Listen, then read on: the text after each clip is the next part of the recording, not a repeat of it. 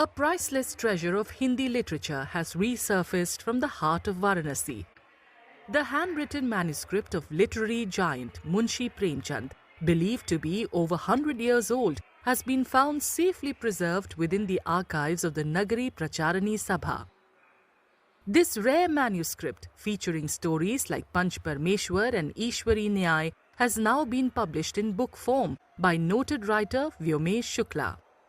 हम लोगों ने ये जरूरी माना है कि उन सभी बौद्धिक संपदाओं को हिंदी भाषी समाज के सामने रखा जाए ताकि प्रकाशनों के माध्यम से, अलग अलग पुस्तकों के माध्यम से, और उसी दिशा में हमने ये किताब छापी है।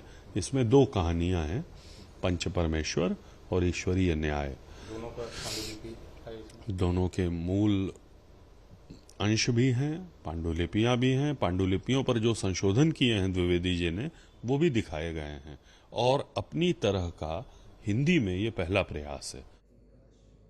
The manuscripts, both visually stunning and historically significant, were handed over to the Nagari Pracharani Sabha in 1940 by Hindi literary stalwart Mahavir Prasad Dwivedi, who had refined them for wider public accessibility.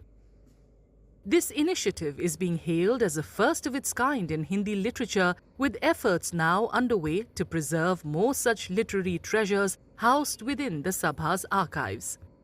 पांडुलिपियों का restoration यानी जीर्णोद्धार करेंगे, वो आने वाले युगों तक बची रहें इसका प्रबंध, और उनका डिजिटाइजेशन करके एक मेटा डेटा क्रिएट करेंगे ताकि दुनिया में कहीं भी कोई भी शोधार्थी, हिंदी प्रेमी, साहित्य प्रेमी व्यक्ति मामूली सी राशि चुकाकर उन पांडुलिपियों को देख सके। सभा में लैब बनेगा, लैब के भीतर पांडुलिपियों को रेस्टोर किया जाएगा और क्रमशः एक एक करके वो स्कैन होकर डिजिटाइज होंगी।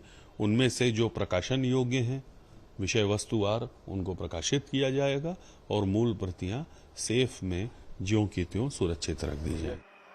Manuscripts by other literary legends, including Acharya Ramchandra Shukla, Chandradhar Sharma Guleri, Maithili Sharan Gupt, Sridhar Pathak, and Sudarshan, are also part of the Sabha's invaluable collection.